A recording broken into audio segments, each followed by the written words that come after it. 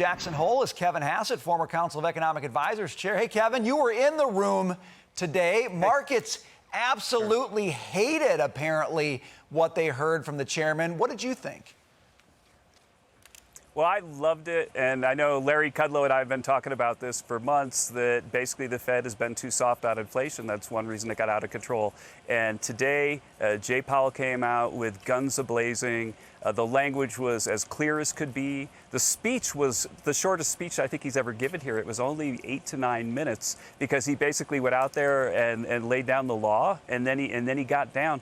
The thing for me that I haven't seen this covered in the media, but that as sort of an economist who knows Jay, I was part of the White House team that appointed him. The thing that really stuck out to me is he said, we lifted the interest rate 75 basis points just now.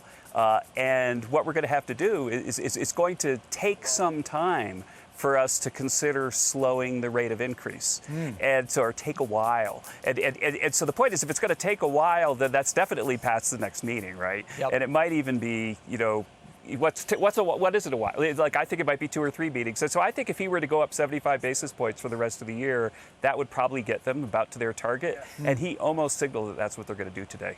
All right, I got to ask you about something you wrote in National Review earlier this month, because I thought it was really interesting. I'll pull a snippet here and read it for you. It says, if the Federal Reserve were confident that we are in a recession, then it would continue to lift interest rates to fight inflation, but it would do so with the gentle touch of a brain surgeon's scalpel. Instead, comforted by low unemployment, it runs the risk of feeding harsh monetary policy.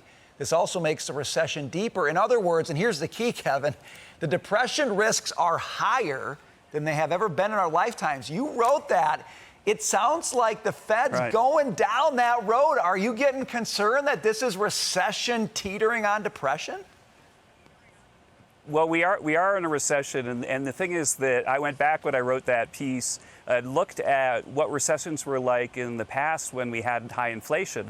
And what happens is the job market stays strong for a while because real wages are declining, and then all of a sudden the unemployment rate starts to skyrocket about 6 months into the recession. I think we're 6 or 7 months into a recession right now, and the unemployment rate's going to start to skyrocket, and then that's going to signal to the Fed that they could slow from 75 basis points. But the thing is that the Democrats, and probably a lot of people at the Fed who are appointed by Democrats, have been pretty much in recession denial. And even Jay himself still said that he thinks the economy is strong. They're looking at the jobs numbers when they say that, and that's where you get the risk of them actually looking at the wrong target, and then they shoot too much. But right now they're doing about what they need to do, and maybe it's some kind of brain trick that they're looking at the unemployment rate, and so they're doing the right thing. But they will have to pay attention because we are in a recession, and lifting rates like this in a recession is something that I've never seen before. And so as economists, you have to be really humble about what could happen.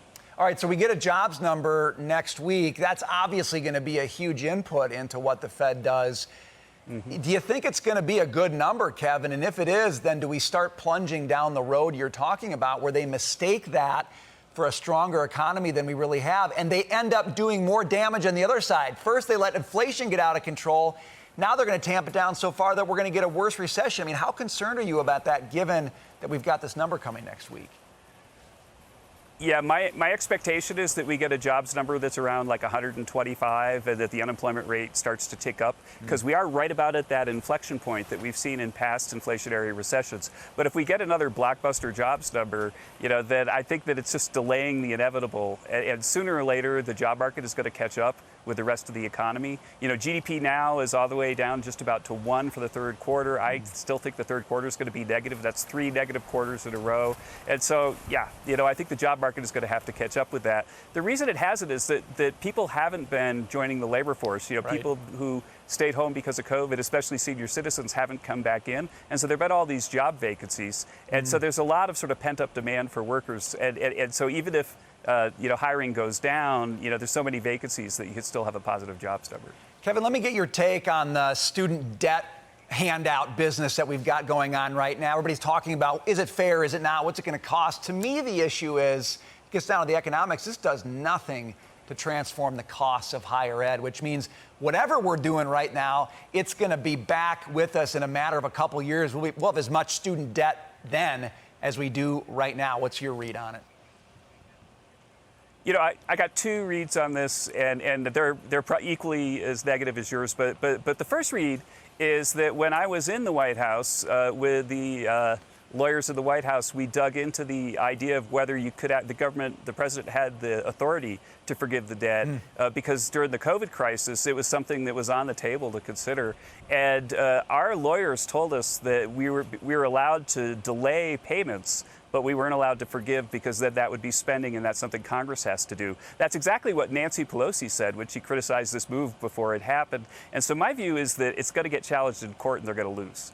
So that's thing one. I just don't think, we studied this really hard with the top lawyers of the government, and they said, no, you really can't do this. And we did it in a time of national emergency, which we're not in right now.